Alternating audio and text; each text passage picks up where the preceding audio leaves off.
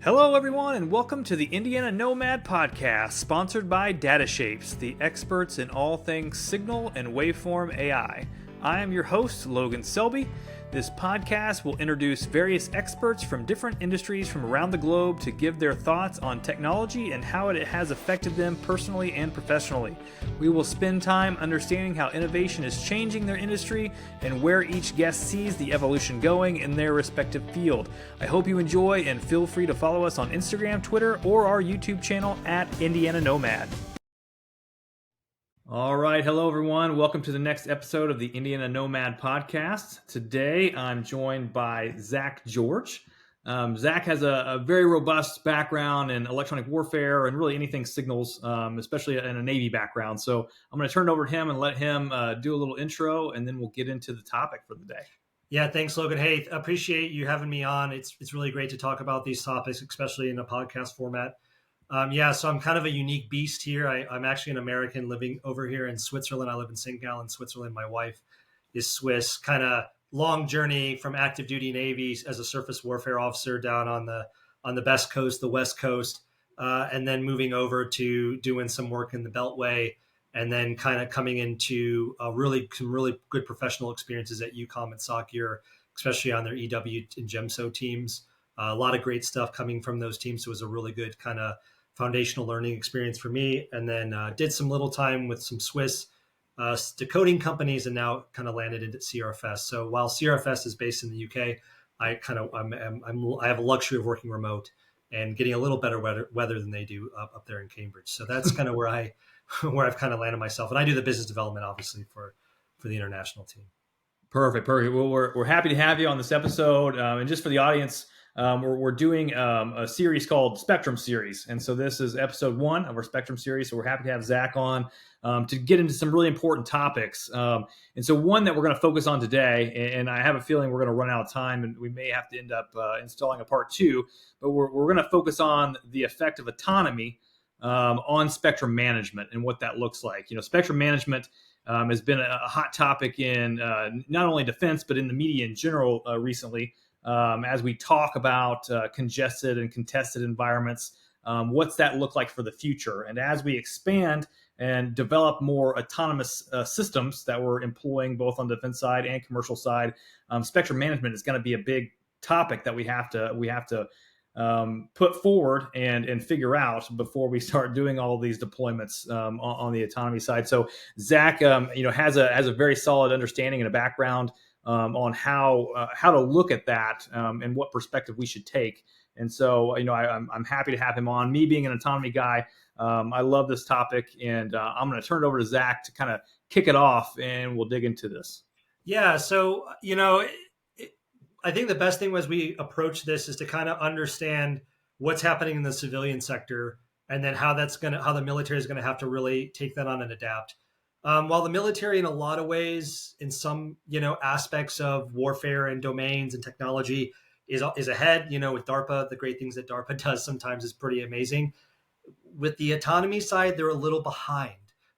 They're a little, I would say, probably maybe 5 to 10 years behind what the civilian sector is going towards. Now, obviously, there is some autonomy built in. AI is obviously being a big push. But in terms of looking at it from an ecosystem, the U space, as they call it, that's kind of a civilian term, the U space.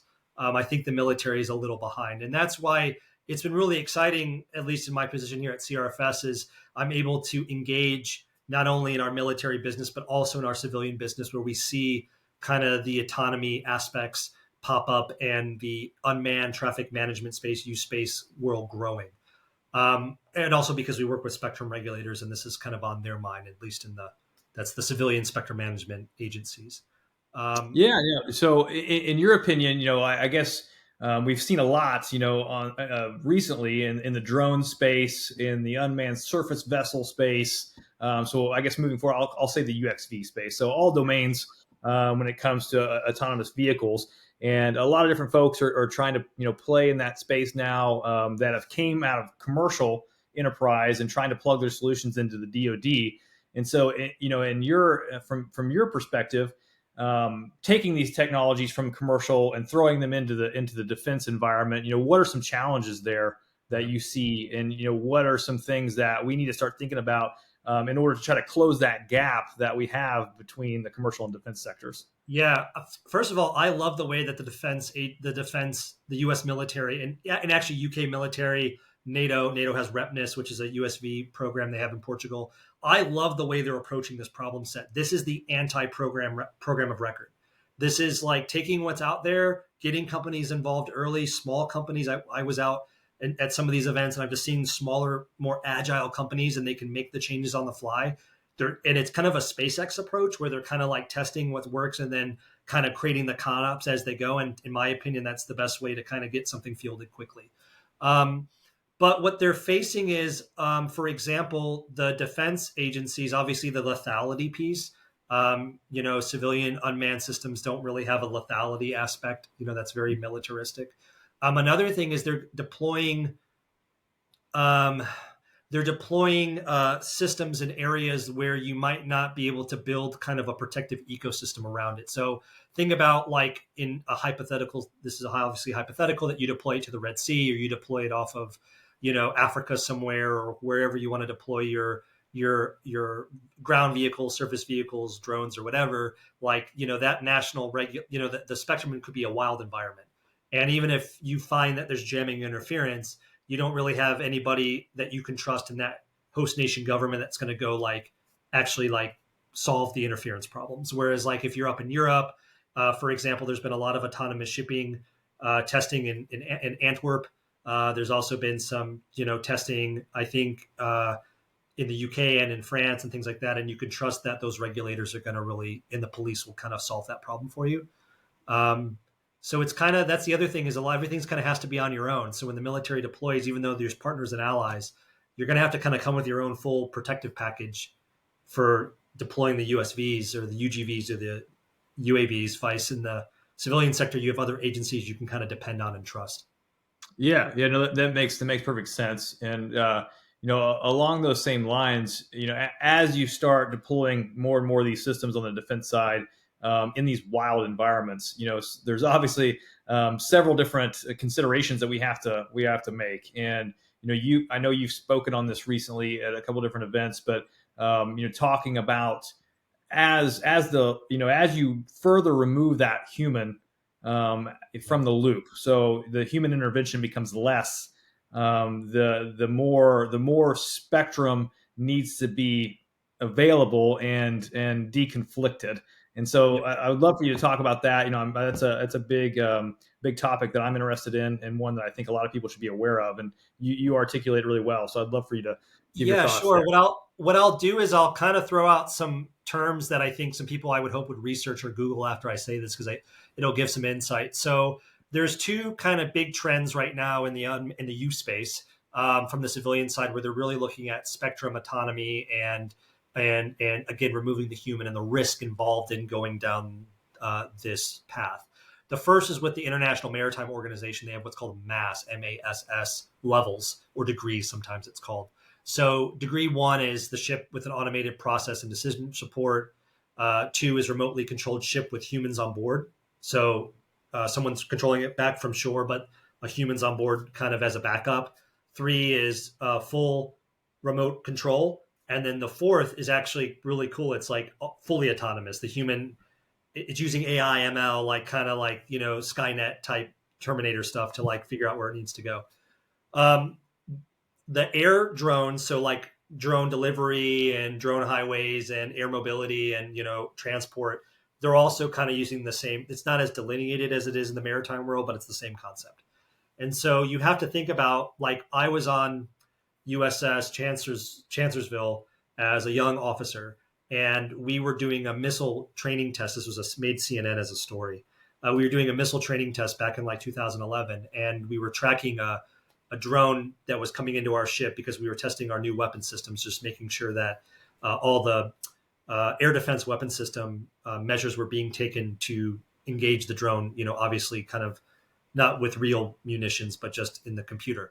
Anyways, some things happened, and the drone actually struck our ship and went into the computer room, exploded, and we had a big fire on board, but no one died, thank God, but we lost comms.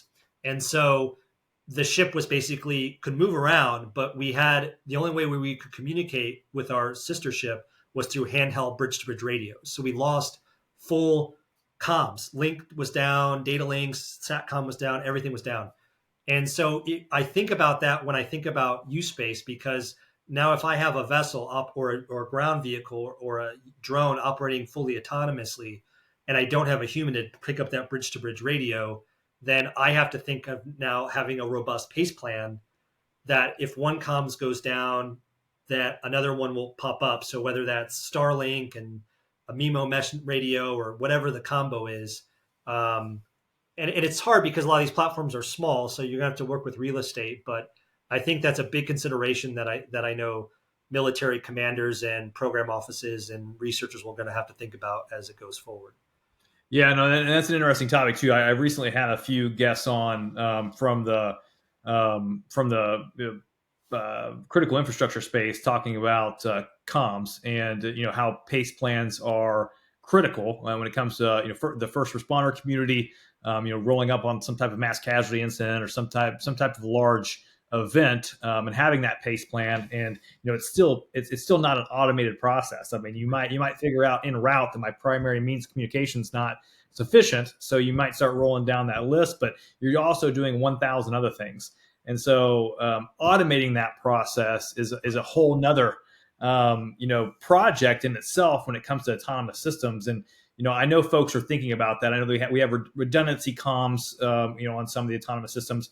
On my group that's building autonomous race cars, for instance, we have backup comms. That's a very controlled environment because you're on a racetrack, right. So you have the ability to swap. So it's not like it is in a defense environment, but the having the automated pace plan built in is another completely big planning exercise that has to occur prior to deployment of these some well systems. It's either having it built in, but what would be really cool and what's really great with a lot of the technology in the spectrum management RF space is remote ability of having sensors. So if I'm a good military planner at a headquarters and I say, hey, listen, if I think that there's going to be conflict areas in these, as a Navy guy in these water spaces, or as an Army guy, or I have maybe forward air refueling sites that aren't really manned yet, but I think I'm going to be putting unmanned assets there. Drop an RF sensor there. Drop an RF sensor down there as part of the pre-planning stage, and you can start getting spectrum baselines, seeing the spectrum, and remoting in back from CONUS. And what you can do then is do pace plan on the fly. So as your assets are in that C-130 or going to be parachuted in or flying in, however they're getting there, the comms planners are actually doing, and the spectrum managers are doing allocation in real time based on what's happening in real time. I think automation, but it would be cool to do kind of automation plus have a sensor forward kind of a mix. I think that's kind of where the future would go for that. It'd be kind of neat. Yeah, no, I could definitely see that. Establishing some type of sensor base where then you could conduct, in real time a continuous baseline of that environment. So if it does change, if you're like, hey, we're gonna put something forward here, it may change the day before, and you can alter your path based on that continuous baseline you established. So no, makes 100% sense. I like that. I like that thought. Yeah, no, it's and that's the cool thing, and that's where you kind of start getting other people, like especially with RF sensors, like you have one spectrum manager at the brigade, or maybe your unit doesn't even have it. I mean, I've been to units where literally the spectrum manager is so far up, it's ridiculous. What's interesting is the U.S. military, per the JSIR instruction, the Joint Spectrum Interference Reporting instruction. I don't have the number off me, but it's a CS. It's a Joint Staff instruction. It states that the reporting unit of interference also must mitigate the interference, right? Or must report the interference up. So really, if you read that the way I want to read it, and the way I think it's supposed to be was written, is that every comms unit needs to be able to identify and report spectrum interference up the chain, because the JSIR is the process in which, at least in the US DoD side, the JSIR is the process in which it goes to the GEMSO cell and it gets mitigated, and that's where you can use intelligence assets and other assets to start host nation, talk to host nation, and figure it out. So if that's what the guidance is, then how does the unmanned system do the same thing? Because again, there's no human on board that's going to see the comms break. and figure that out. So I think that's another, the spectrum management community and their interference reporting procedures. It's a very manually intensive process right now. You gotta have to go on a computer and kind of type it in. So it's, again, time late. And so I think automation of that process too would be, I think, another thing the defense needs to look at is doing No, that that, too. that's a good point too, and that um, automating that, and then just even and this may be in place, and it may just be my not have came across it, but just deconfliction in general. Like if having so maybe you have breaks in comms or things like that, but who's to say like it's not a friendly. So especially Yeah. operating in a NATO environment. I've was operating in Eastern Europe for a long time, so you never know. You never know who's else out there because as far as like deconfliction and coordination and stuff, a lot of times it falls through or it doesn't happen as well as it should.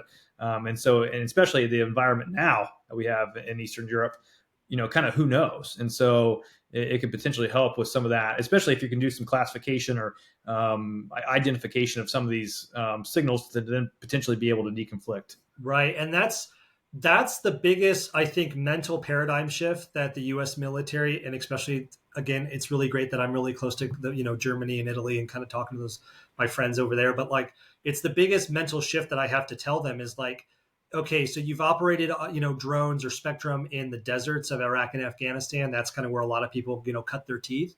But now you're coming to an environment where, number one, your allies and partners are also using very spectrum intensive systems because they're real partners, right, with real high end weaponry and expertise in systems. So in the blue side, it's more complex.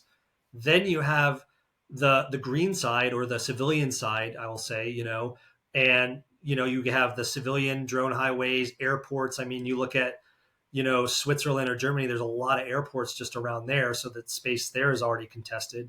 Then you have, again, then at the front line you have the red, who's also might be employing some of these systems. And I know Russia has employed unmanned, even a ground vehicle. They've, I think, tested some things out out there, maybe in the news. I've maybe read that. So like you have again this like really contested space. And I think the focus is just still like we haven't gotten over the blue deconfliction to even try to incorporate civilian um, or red. And the one other point I'll say is that's why having an unclassified spectrum management tool in your toolbox is so important, because if people go out with their classified systems, then they have the FDO problem. And so if they find that there's contention or they're using their EW system to do spectrum management, then they can't FDO it quick enough to walk over to the NATO tent to talk to their Spanish ally and say, hey, man, I think your counter UAS jammer is like jamming our comms or it's interfering with my UAV. Can you switch spectrum? Here's the sheet, right? Whereas if it's on a secret or higher level thing, you have to go back to the FDO and it's too late. It's not battle ready. Have you ever thought about that or any experience on that idea of No, the no, that's problem? definitely from at least from my experience. I think that from a company perspective, we like to operate on the unclassified side as much as possible because Yeah, us too. Yeah, for sure. all those complexities are immediately thrown into the mix when you start adding classification to it, and so I think there's a lot of things, a lot of wins that are out there on that unclassified side, and a lot of stuff that needs to be changed before we even start talking about the stuff on the classified side. So I think there's a lot of, like It's you just a said, tool. It's just a tool in the toolkit, man. It really is. sure. I mean,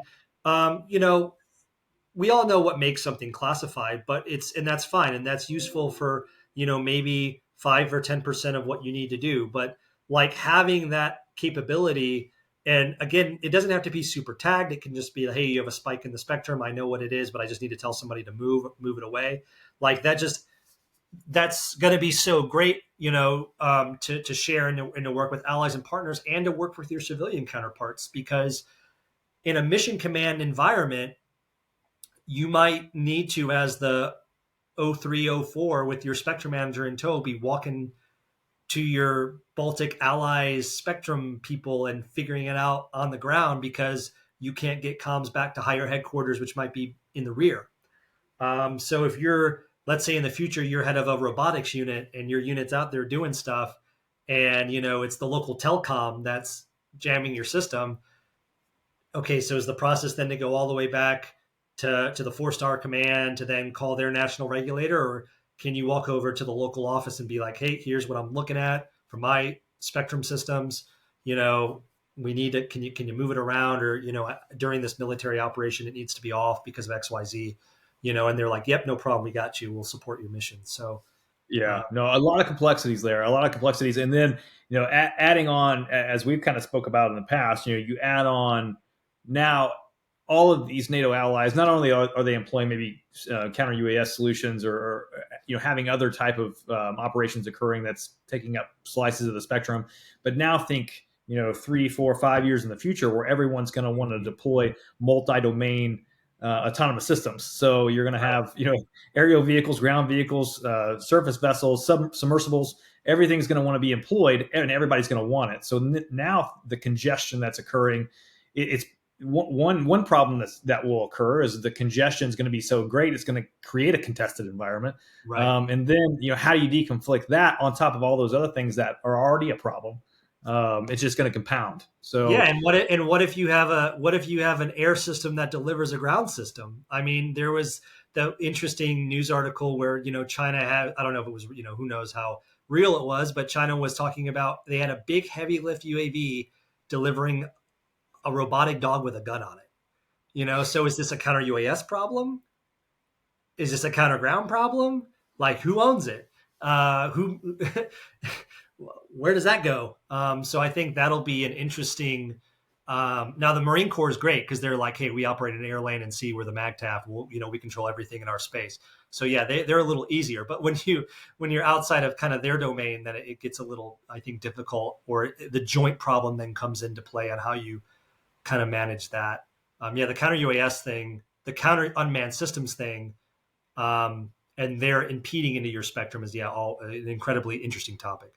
yeah, I know, and for my foxhole, I mean, you're 100% right. I mean, that's the future of unmanned systems in general. It's not. It's going to be multi-domain deployments. So you're going to have one system that's going to have other domain capabilities. So whether that's a ground system that launches some autonomous air systems, or whether they're going to deploy smaller ground systems, or an air system that deploys ground systems, or vice versa. That's going to be the future that we're going to see on the battle space.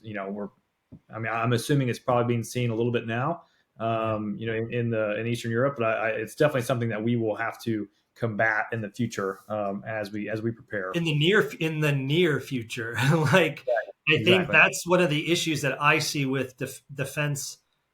The defense community is they want to. This is like, it's like it's like you don't want to be all doom and gloom, but like, listen, turn on your news station, look at what Ukraine's doing in the Black Sea, right? Things are happening, and I think that there's a lot of just, we always want a public strategy and doctrine, and we go through this whole like military planning process, and we have to do that, but I think we need to start getting a little faster.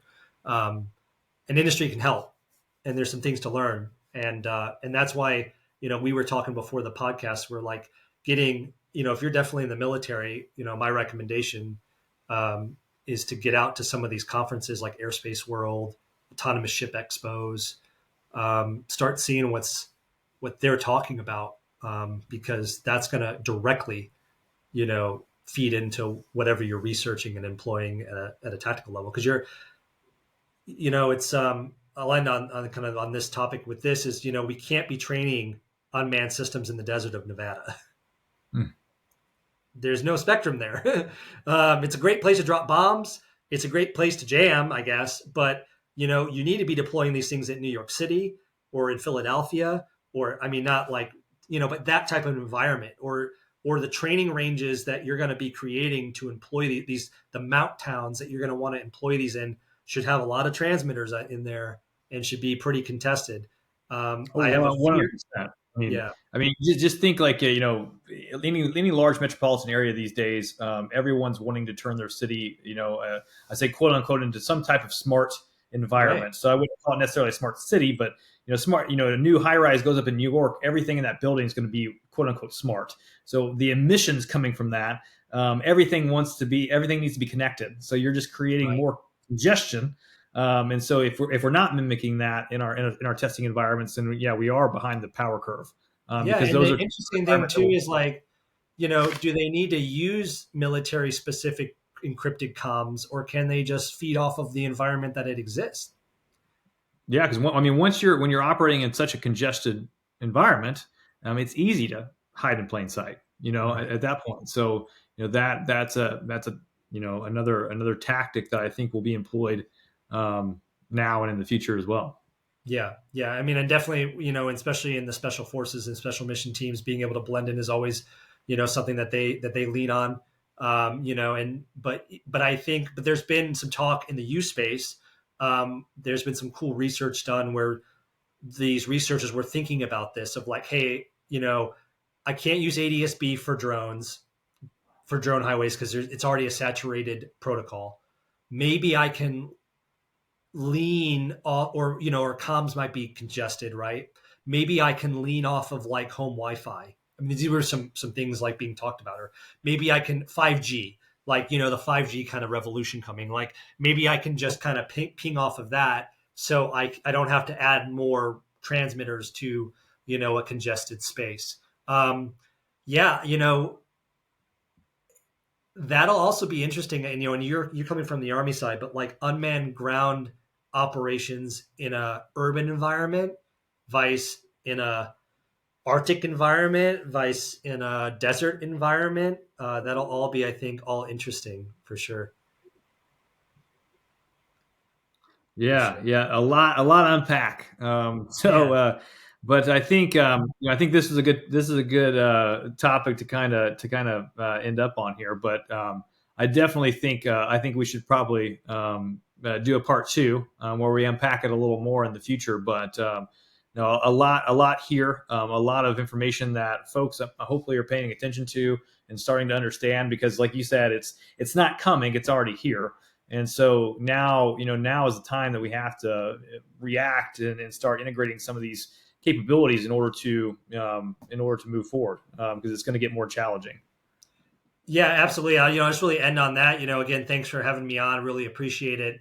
Um, like I said, what's really cool about this is that you do have the civilian resources to lean on, and and I think it's really, you see a lot more young. I see a lot more younger officers and NCOs like really, via whether it's LinkedIn or whether it's whatever type of media they're consuming, they're starting to kind of pick up on some of these trends. And you probably see the same thing, which I think is super awesome to get you out of your skiff silo, right? And to get you out engaging with the community, learning from the community, watching videos, going to conferences if possible. And so, yeah, I think, eventually this will have to be an expertise. I think this would have to be, this is unmanned spectrum is going to be an expertise, whether that's, a subspecialty or something. I think that's probably where it's going to go. But again, keep the engagement talking, keep talking to people like us, who would kind of have one foot in, one foot out, or industry, government. It's really going to be a community of effort to really solve these problems. No, 100%. Well, Zach, I appreciate you being on, and I appreciate the time. I hope we get some good listeners, some good responses from this podcast, and feel free to reach out to either one of us if anybody has any questions. But thanks again, and hopefully we'll have you back soon. Yeah, thanks, Logan. Appreciate it.